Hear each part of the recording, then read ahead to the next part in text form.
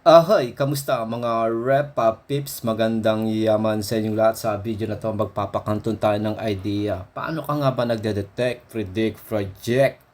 Paano mo pinoforecast ang potential na senaryo o event ng kung anong binabanatan mo kay stocks, forex, crypto bilang investor, swing trader, day trader, scalper, momentum trader, position trader, puta lahat na yata ng trader, di ba? You see the way lahat ng mga sinabi ko na yon is the same shit ang isipin mo. Mag-pretend kunyari tayo na newbie ka, wala ka pang masyadong alam, hindi pa ganun kalawak, kalalim ang iyong kaalaman. So, usually, pagdating sa candlestick, unang-unang iisipin mo, yung candlestick, may iba-ibang klaseng option. Katulad netong option na makita natin. Pipindutin natin ito, at makakita tayo ng isang katutak na option kung anong klaseng candlestick ang nais mong tignan. Pero usually, ito lang ang dapat mong tinitingnan is either by regular o standard candlestick, hollow candlestick, at Japanese candlestick na Heiken Nashi. So kung titingnan ngayon natin yung candlestick niyan, nakaselect tayo sa regular candlestick o standard candlestick. Kapag yung hollow, syempre sa Tagalog, ampaw yung hollow or hindi, walang laman. So ngayon, titingnan ngayon natin, yung candlestick ay magiging hollow yan. Pag pinutit mo na yung hollow candlestick, o di ba? Walang laman yung candlestick, ganyan yung itsura. Ngayon, kapag Japanese candlestick naman, ang difference nun, kung titingnan natin standard candlestick, panay green nito, tapos nag-red ito, di ba? So ngayon, pag nilagay natin ng hollow, ganun lang din yun. Tinanggalan niya lang ng laman yung katawan, di ba? Pero kapag bumalik tayo sa regular candlestick, ganito itsura.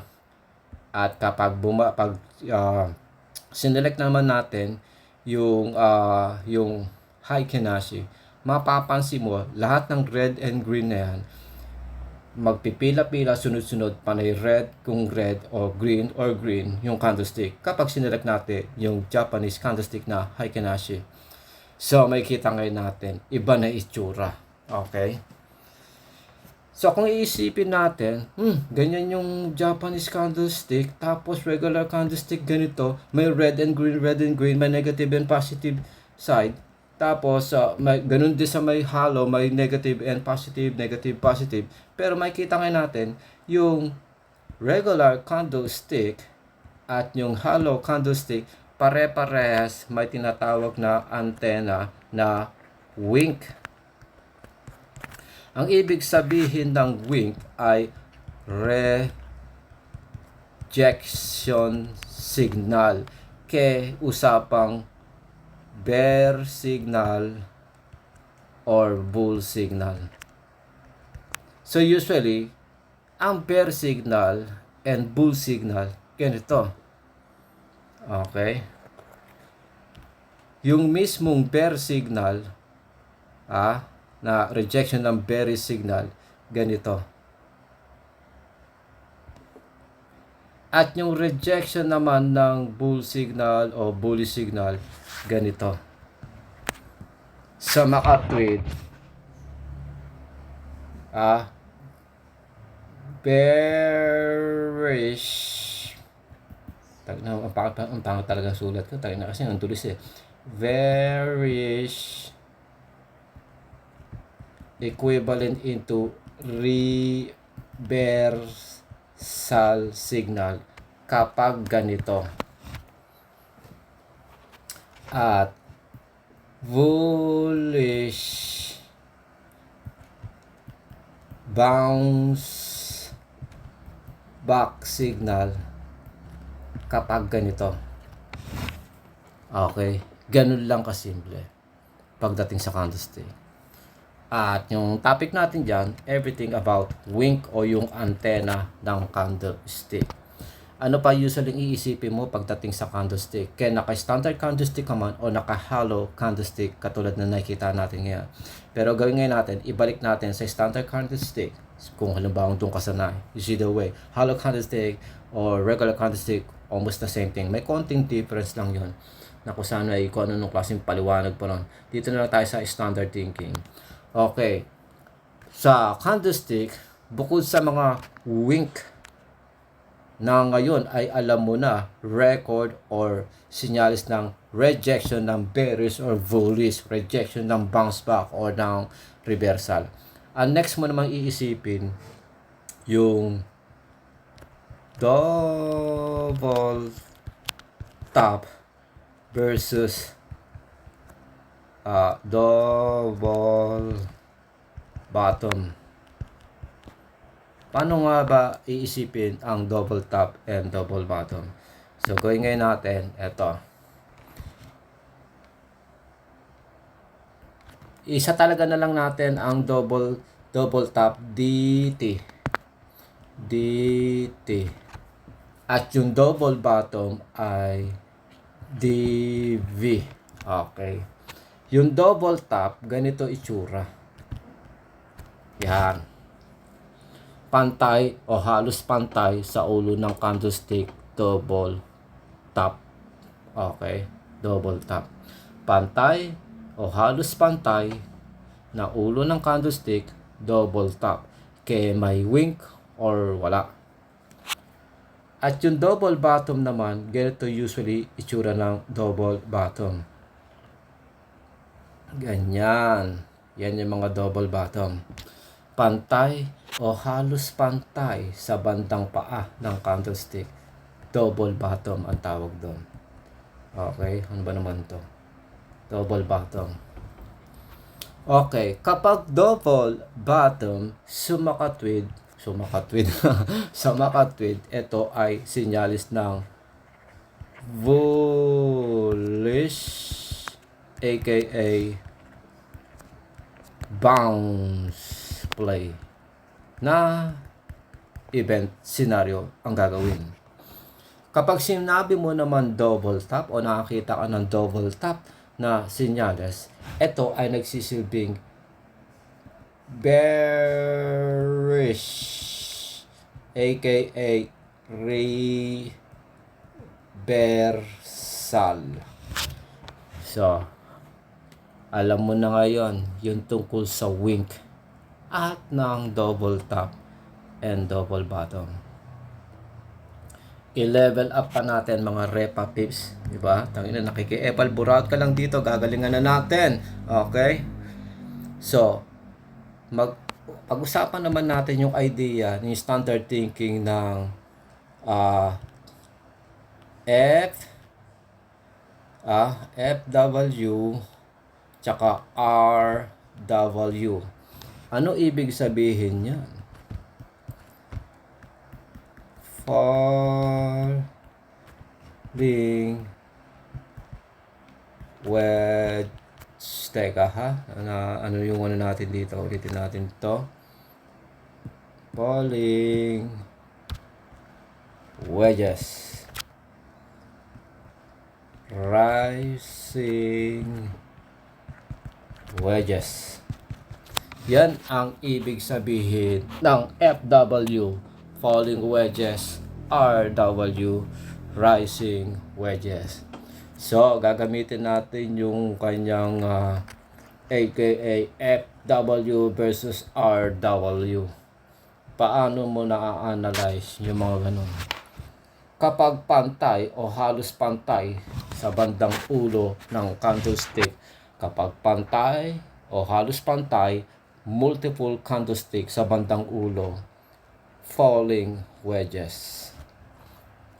Kapag pantay o halos pantay-pantay sa bandang paa ng candlestick, rising wedges.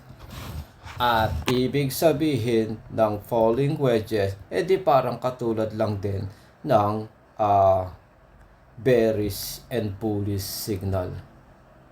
Okay?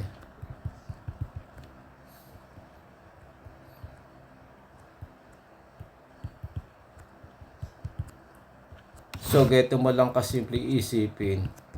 Falling wedges, bearish. At yung rising wedges ay bullish. Ganun mo lang kasimple isipin. At sa ibang terms and condition, reversal, bounce back. Ganun mo iisipin ang FW at RW. Ito kaya, paano mo kaya iisipin ito? Masyado kang tanga bobo pag hindi mo pa naintindihan yung ganitong kasimplified na pagpapaliwanag. Nai-guess nyo na. Kaya alam mo na siguro kung ano ibig sabihin nito. Ay ba? Takingan niya, parang kagaguhan lang, ano? So ngayon, ano pa? Ano pa iisipin natin? Okay, nagsimula tayo sa may wink. Tapos, double top, double bottom, rising wedges, falling wedges. Eh, dito naman tayo sa idea ng trend line.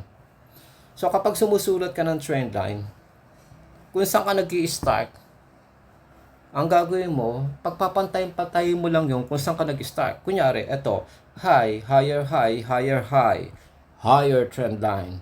Low, lower low, lower low, lower trend line. Parang gano'n, di ba? So, ulitin natin. So, kaya analyze natin na maigi yan. Eto ngayon yung high, high, higher high, higher high, higher high. Low, lower, higher high, low, higher low, higher low. Di ba? So, kung isipin mo ngayon, pagdating sa trend line, lumalabas na siya ay up trend. Di ba? Sa ganyang klaseng pagdodrawing mo ng trend line. So, sa bandang taas, resistance level. Sa bandang ilalim yan, support level. At kung titignan natin ng individual yung exact position o location. Support, resistance, support, resistance, support, resistance, support, resistance, support. Kung mapapansin mo ngayon, sa tuwing tumatama, bumabalik sa support level, doon umaakyat ang presyo. Diba? Sa tuwing pumapalo, nakakarating sa resistance level, doon bumabagsak ang presyo. Yung support and resistance level na ngayon yan, diyan mo ngayon isasa talaga yung terms na oversold versus overbought. Ngayon, sa Alex 11 online masterclass ko, may pinaliliwanag ako kung paano mo iintindihin ito sa pantanga pambobong way pero pangmayaman ang resulta. Usually kasi pag sinasabi sa every fucking word online, ang overbought daw ay nasa bandang taas. At yung oversold daw nasa bandang ilalim. Pero kung halimbawa mag-uusap tanga tayo, oversold, overbought. Sino nakalinya sa oversold? Seller. Sino nakalinya sa overbought? Buyer. Lower trend line, higher trend line. Ang standard thinking ng maraming tao, ang overbought na andito sa resistance level. Ang oversold na andito sa may support level. I-versus mo ngayon ito. Binibigyan kita ng hint kung paano mo siya intindihin sa Tagalog o sa kamoteng kokote. Kaya, easy the way, bahala ka sa buhay mo. At ako ay meron akong mas maliwanag na pagpapaliwanag yan, wide and in-depth na pagpapaliwanag kung paano mo iintindihin itong terms and condition ng overbought and oversold. Yung Alex 11 way and not the standard way. Ganyan tayo mga Repa Pips eh. In the way na mga thoughts and vision and the whole formulation system strategy na pinagagawa ko ng mahabang panahon all the way sa tinuturo ko sa estudyante ay wala sa traditional standard na thinking. Okay? So ngayon, wing, double top, double bottom, falling wedges, rising wedges, nag-lower and high trend line na tayo and nakita mo na yung support and resistance level, di ba? Ngayon, Paano mo ngayon malalaman kung halimbawa ganito ang itsura ng chart? Nasaan yung support? Nasaan yung resistance? I-visualize mo sa large scale sa iyong kaisipan. Lowest point. Highest point. Usapang demand and supply ang iisipin mo. Usapang demand and supply ang iisipin mo. 100% na measurement. 0% na measurement. Sino nga ba ang nag-appreciate versus sa nag-depreciate? Pag nakuha mo yung ganyang klaseng measurement, isipin mo na rin yung bandang gitna. 50%. Ang 50% sumatotal average calculation. At yung average na yan, pwede maging sinyalis mo ng 1. Fair value versus number 2 buy below the price. Ngayon, newbie ka, patay kang bata ka. Paano mo iintindihin ngayon yung terms and condition ng fair value versus buy below the price? Itagalog natin, since usapan tanga naman pala tayo. Ang fair value, ibig sabihin, paano? Sige, Tagalog na. Fair, patas, value, patas na halaga. O, di ba? Parang usapan tanga lang, di ba? Buy, bili, below, bandang baba. Buy below the price. Pag sinabing buy below the price, bumili ka daw ng mas mababa pa sa presyo. Di ba? Usapan tanga lang, di ba? Usapang baliw lang. Ngayon, pag sinabing buy below the price, ang terms and condition na dapat ita-translate mo sa kokote mo,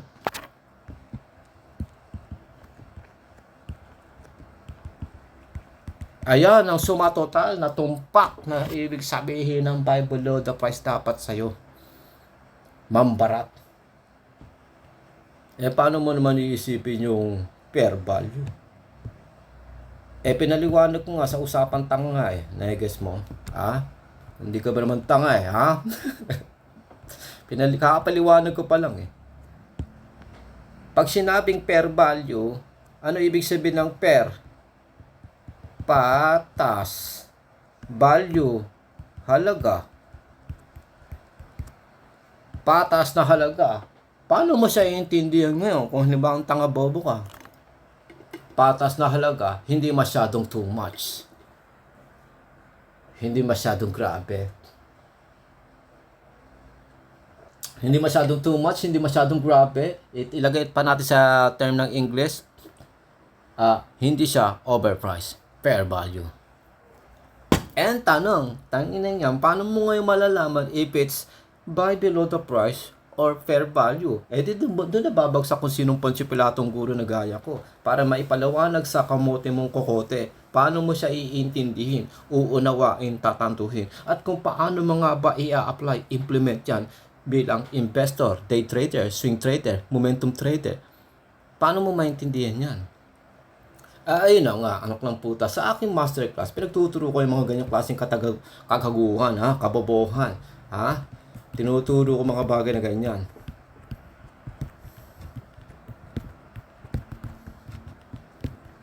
Sa Alex 11 masterclass ko, anak ng puta, Alex 11, syempre, ibig sabihin, onsehan.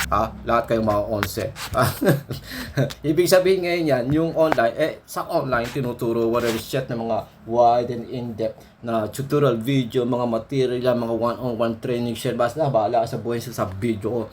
Okay? Ano nga ba ibig sabihin ng master? Di syempre, online masterclass, mga pulidong edukasyon ang tinuturo at hindi basura. Na-guess nyo? Na kung saan pwede ka manalo ng mga getong klaseng style.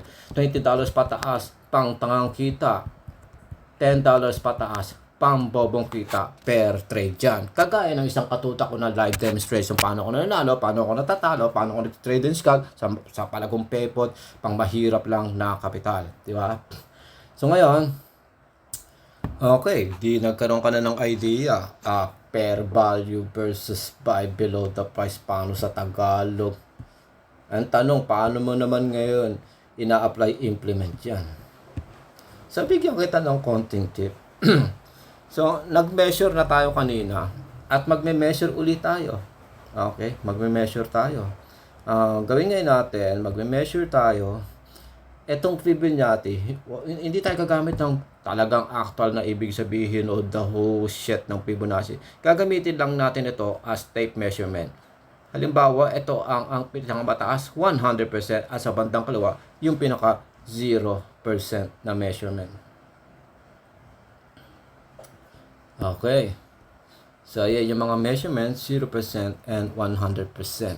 Alam mo sa bandang taas, ito yung 100% at ito yung 0%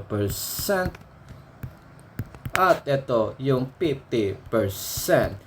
Ang 50% stands for A, fair value, B, buy below. Depende sa conforme. Example.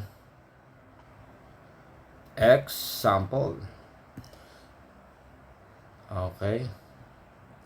Gawin natin. Magsulat nga tayo dito ng Magsulat tayo. Saan na ba yung text dito? You see the way, nasabi ko na yung nasa yung threshold. Ito yung 100%, ito yung 0%, ito yung 50% na pwede maging senyales ng fair value or buy below the price. Halimbawa, mula kanan to kaliwa o kaliwa to kanan, ano ba nagiging trend direction? Example, trend direction pataas. So, ibig sabihin ngayon, yung 50% ay nasa linya ng fair value since upward, uptrend, ascending yung trend momentum market structure. Gets? Paano naman yung buy below? Example ng buy below.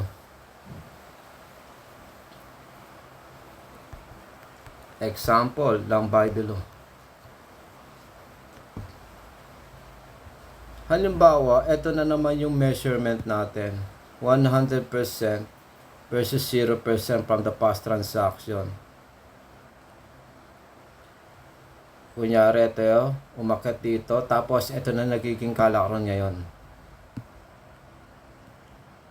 Matapos yung kalakaran na yan, mula dito, tapos bagong kalakaran, naging ganito na. So, ibig sabihin, yung ika-50% ay buy below the price.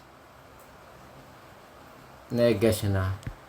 Ibig sabihin ngayon, yung ika-50% buy below the price. Kasi yung trend, direction, momentum ay pabagsak.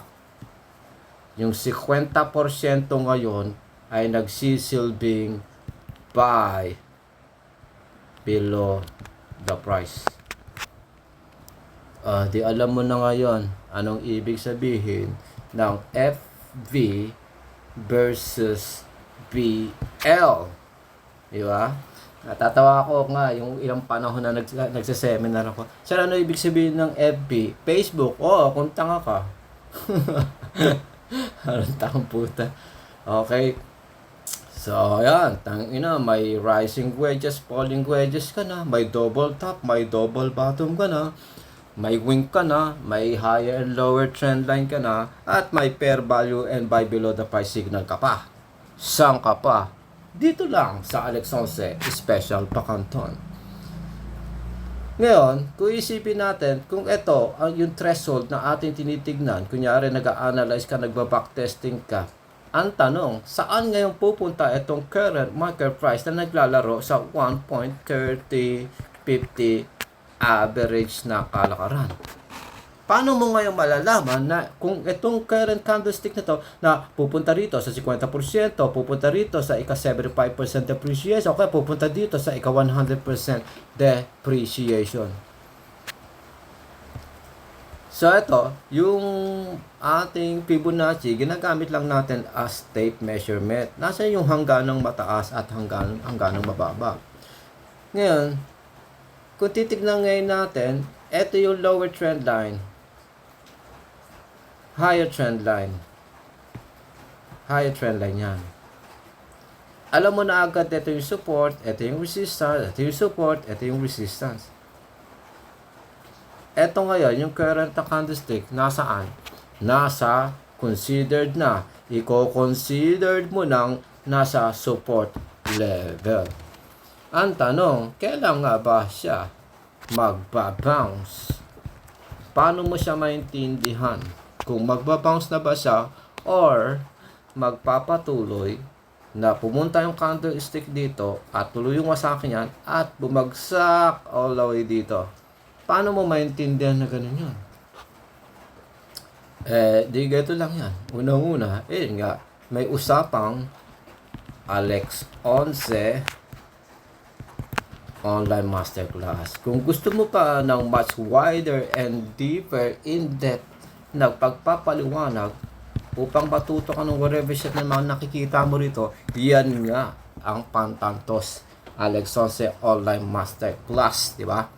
Lalo-lalo sa aking online masterclass, 1 year akong mananatiling mentor at advisor na manenermol sa'yo. Dahil na kung masyado kang talongges and crybaby, 1 taong kitang gagagarin sa aking online masterclass. 1 taong kitang sesermonan. Tanginin yan. Diba? Para yung kabobohan katangan na mapalitan ng katalinuhan. Okay? So, ngayon,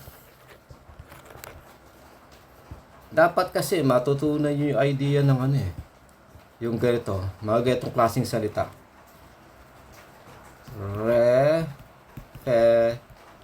Referencing versus balancing versus sequencing. Tangina, pang mayaman na sulat. Parang gusto kong patayin sarili ko. Tangina yung hype yan. Okay? Dapat matutunan mo itong 1, 2, 3 na yan Kasi kung hindi ka marunong yan, tangina, forever ka magiging fail sa TA. Ano ibig sabihin ng TA? Di syempre, technical analysis, di ba? Kunyari, example. Bigyan ko kayo ng example. Makikita natin dito sa aking tablet. Meron akong Alex 11 Pro dashboard. Na kung saan, kung ano pinaglalaman nito. Katulad nito, meron tayong range, open, high, low, close sa araw-araw. May floor price, ceiling price, 52 weeks high, 52 weeks low na positive and negative percentage ratio. MA20 na positive and negative percentage ratio. May 52 weeks high, 52 weeks low. Lalo na special formulation ko, YX per meter. Tapos may sinasabing price frequency, SMA, WMA, EMA. At nakikita ko ngayon nagiging market structure o flow ng high, ng low, ng ranges, ng averages, ng VWAP, volume weighted average price, ng everyday na nagko-close siya. Habang meron tayo mismong pang technical analysis, early detection, prediction, projection, kagaya na makikita mo nakakabaliw ng mga number na yan. Hanggang all the way nakikita ko rin dito, meron tayong record ng historical data within MA20 standard na measurement na yung pagbabasihan. Habang meron tayo ditong na Kesong Alex 11 na formulation of daily threshold by scale na computation, at meron din tayong Alex 11 MA20 pips meter na nagsasabi sa akin total gain, total loss versus sa nagiging average gain and average loss from the whole MA20 na measurement. Habang meron tayong Alex 11 Repa Pips Calculator bilang day trader, scalper ka and everything, na kung saan ang ingay ngayon ng tutangin ng ulan na yan. Hype yan. Tapos meron tayo ditong leverage calculator kung gumagamit ka ng 500 leverage, 100 leverage. Makikita mo na agad dito kung kailan ka ma-margin call at ma-liquidate. Kunyari 500 ng 100 yung capital mo, bumili ka lang ng 1.32 sabi na 1.3050. Kaya pag nag-calculate tayo, sinasabi na agad sa'yo dito kailan mangyayari ang margin call na matatalo ka ng $50, kailan mangyayari yung liquidation na matatalo ka ng $80 base sa capital mo $100 na naka 500 leverage sa binili mong 1.3050. Mga ganon. Tapos, syempre, bukod sa meron tayong ganyan, meron din tayong ledger. Halimbawa, nanalo ka ng $100 per day, 56 pesos yung per dollar, sinasabi na agad sa'yo kung magkano yaman mo per day, per week, per month, magkano yung sa pesos ng 1 year, 2 year, 3 year, 4 year, 5 year, magkano per year, magkano, yan yung mga success rate mo, mga ganon. Habang syempre, meron tayong calculator pang forex or crypto. Ito, pang forex to. At pag dito naman, pang index o pang BTC. Ayan, mga ganyan, di ba? So, na-guess mo yung idea na marami kang dapat kailangan pag-aralan. Marami kang dapat pag-aralan, matutunan. Hindi lang yung whatever shit na pinakita ko tungkol sa chart ko, no? Ano ba naman to? Hindi na natin masarado to. Ledger. Okay. Yung trade natin, sarado natin yan. Yung leverage natin. Okay. So, na-guess yung idea. So, pabalik na tayo dun sa ating topic. So, may kita ngayon natin kung ito ang current market price na andito. Kung ito ang current market price, saan ka babase? Saan babase dapat itong current market price? Dito? Dito? Dito? Saan nga ba? Babase ba yan? O dapat ka bang bumase dito? Dapat ka bang bumase dito? Dapat ka bang bumase dito? O dapat ka bang bumase dito? Diba? So, ganun yan. Saan nga dapat babase? So, bigyan kita ng hint.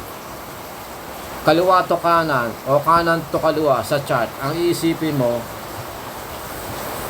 find common moving average.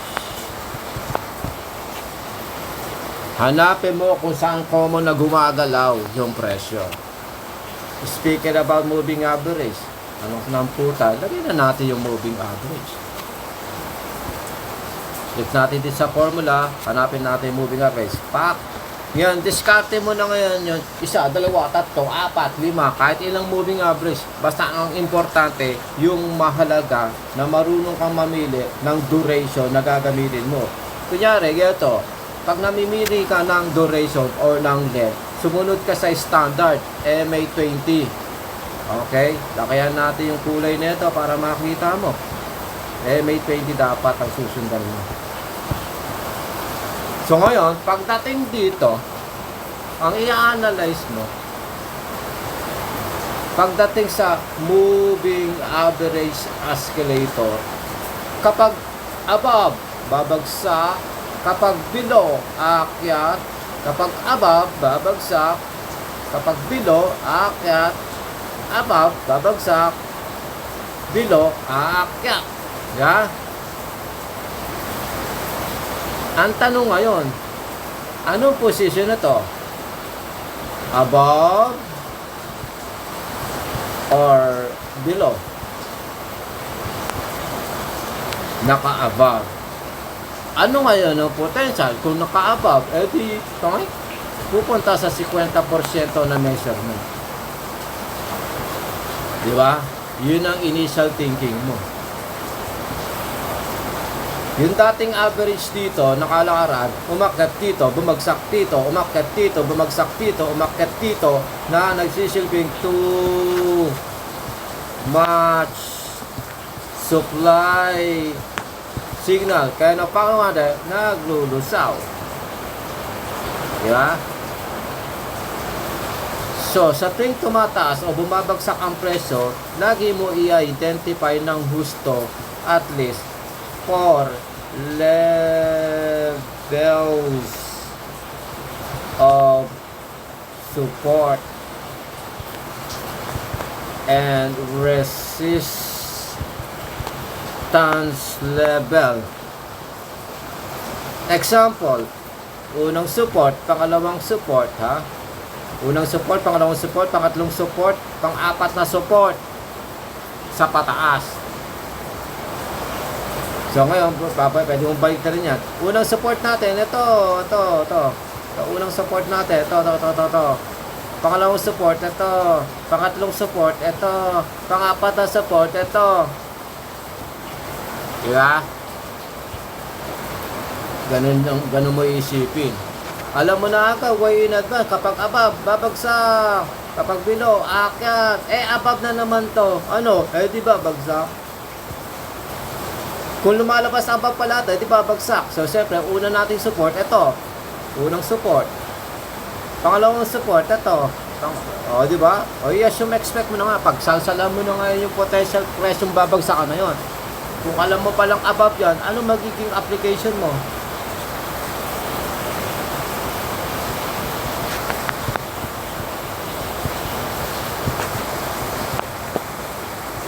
Ano ang magiging application mo? Sa Forex, crypto, o US stock market, yan, ang ano mo, i-apply mo dyan, since above pala yan eh.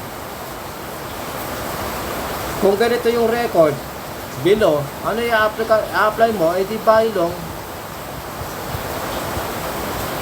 Diba?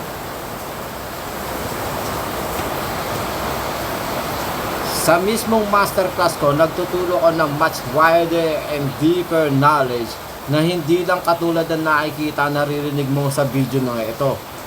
Kagaya nga ng paliwanag ko kanina, kung newbie ka, you will never gonna find the idea kung anong meron dito sa Pro Dashboard ko. Ba't kinakailangan ko pa ng mga kabulsitan na ganito?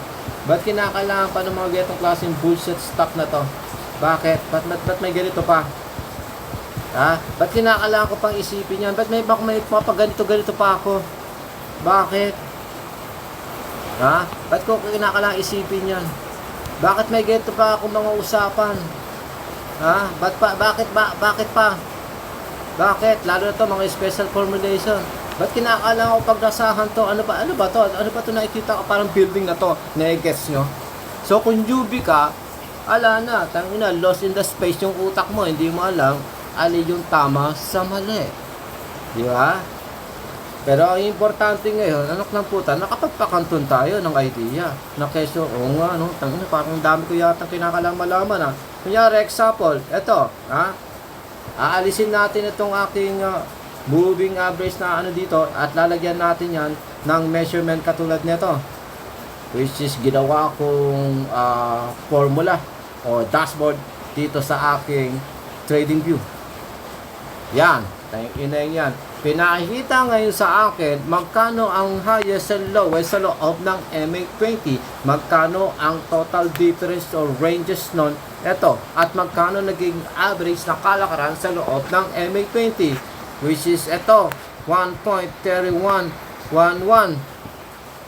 Magkano ang highest and lowest sa loob ng MA7, recent MA7, magkano range and average niya, magkano ang highest and lowest ng MA20, MA7, MA5, at yung kabuang record ngayon. So ngayon, kino-compute na agad sa akin, pinapakita na sa akin yung total ranges ng MA20 hanggang recent MA5. Magkano average na kalakaran na kung saan lahat ng mga value niyan, pagsasalsalang ko, magiging parte ng technical analysis. Pero syempre, ito is isa lamang ito sa quickest way para lang magkaroon ako ng idea kung ano yung binabanatan ko. Pero wala pa rin mas magiging malipitan dyan, kundi yung mismo ginagamit ko sa aking Alex Jose Pro Dashboard pang computer man or pang desktop, ay pang computer o pang tablet katulad nito. Meron akong computer version nito, makikita mo sa isang katutak na video ko sa YouTube o sa Facebook. So I-guess yung idea na kung saan, kung newbie ka, anak ng puta. Doon pala sa mga ilang paliwanag ko, marami ka ng kinakalang dapat isipin. Kinakailangan na aralin, di ba? Tututusin, mga basic stuff lang naman yan, tututusin. Lalo na, ang puta, isang katutak na, million times na pinagsasabi, tinuturo yan, every fucking work online. May English, may Tagalog, may usapang tanga lang, may usapang pang sophisticated na usapan, pang pasosyal na usapan. Dito, tangina, usapang gago lang. Since alam mo si Alex Sonz ito, usapang tanga, usapang bobo lang, pero pang mayaman na magiging resulta. Yun kung marunong kang mag-value ng time. O, paano ka ngayon matututo mag-value ng time? Di punta ka dito sa may Facebook ko, Alex Sonz Business Management Consultancy, tapos hagilapan mo yung Alex Sonz Masterclass ko, galong ka dapat nagbabalue ng time. Gets?